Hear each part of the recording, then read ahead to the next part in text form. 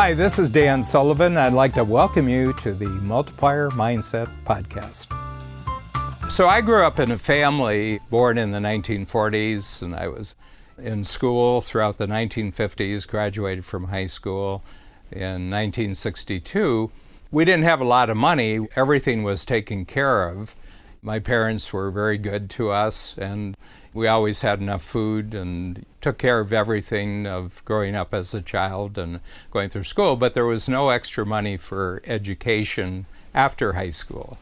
You have to understand, when I started first grade, which was in 1950, very few people actually left high school and went to college. Most people left high school and they went into the workplace. And as a matter of fact, I've checked the numbers, and in 1950, only 7% of adult Americans had actually gone to college or university. That changed radically because of the GI Bill in the United States, and I think probably in Canada, where people were provided with scholarship money if they served in the armed forces. And so there was a huge growth of college education in the late 1940s, 1950s. And today it's about 37%. So it's really grown immensely, and the population has more or less tripled since I was born. So that's an enormous amount of people to go into post-secondary education, what it's called. So when I was in high school, I said, I'd like to go to college, but there isn't going to be any money from my parents. So I began thinking of what I was going to do work-wise after high school, and my high school principal had a brother who was the special agent in charge for the Cleveland FBI office, and he said, well, you know, they're always looking for people who will work at the FBI in Washington. You know, this is a very, very low-level clerical job, but it gives you a chance to move out of your hometown and go someplace else.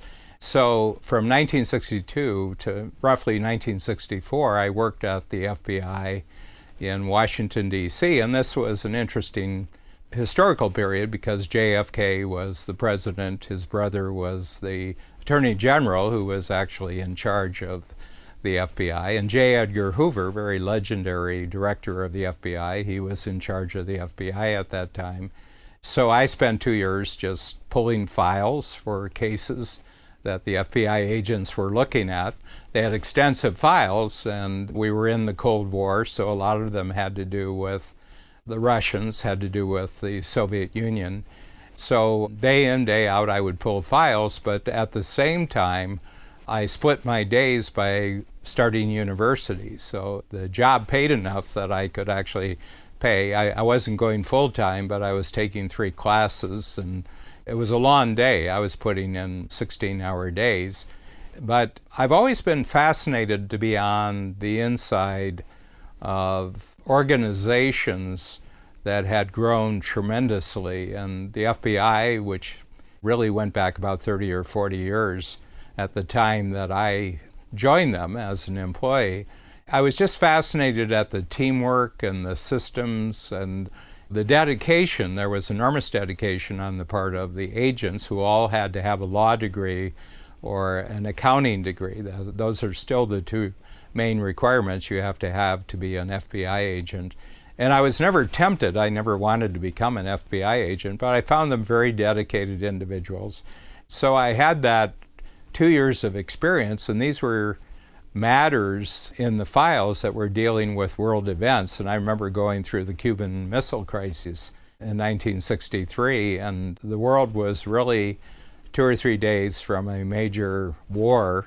I can remember, you know, I was in Washington, D.C. I was sort of at the political center of the world as far as the free world goes, and I was pulling files that really had a bearing on the events that were taking place in the world.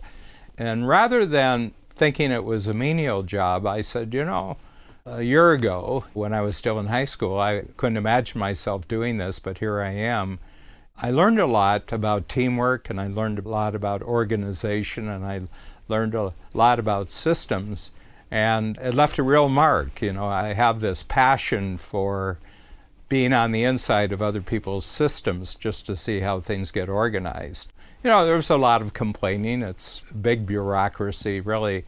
But you didn't really deal with the bureaucracy. You just dealt with the people that you were in teamwork with. And we had very, very strict quotas of how productive we had to be. And that was a real eye-opener because I had never really had that in my life before leaving high school and going into the FBI. And it always shocks people when I tell them, my first job out of high school was working for the FBI. It's sort of distinctive. I mean, you wouldn't really think of Dan Sullivan, strategic coach, as an FBI employee, and people were kind of shocked by it. And I said, you do what you have to do at various times in life. You have to get the cash, and if it's not being provided to you by other people, then you have to create the cash yourself.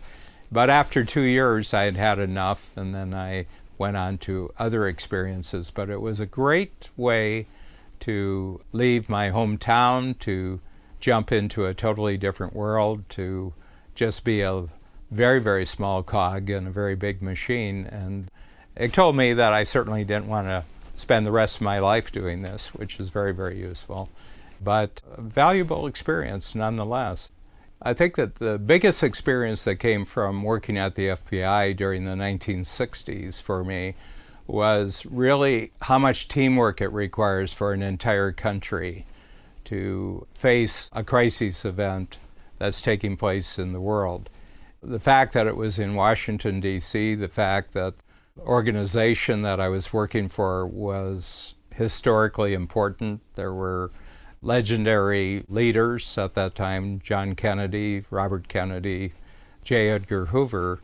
I had probably about 20 degrees of separation between myself and those people, but you were connected, and the work you were doing on that day was really important. So what I try to do, regardless of where I've been in my life, is to take a look at the learning possibilities of even negative experiences, even experiences that you might find boring, that if you can turn all those experiences into learning, then there are no bad experiences. There are no negative experiences. If the net result of your participation is that you learned something really important that was going to be useful for the rest of your life. So I learned one very positive lesson, and this was especially with the Cuban Missile Crisis in 1963, that when a whole country is facing an outside challenge or crisis, then everybody's got to pitch in, and you don't think about whether you like doing what you're doing, you just pitch in. So that was a positive lesson.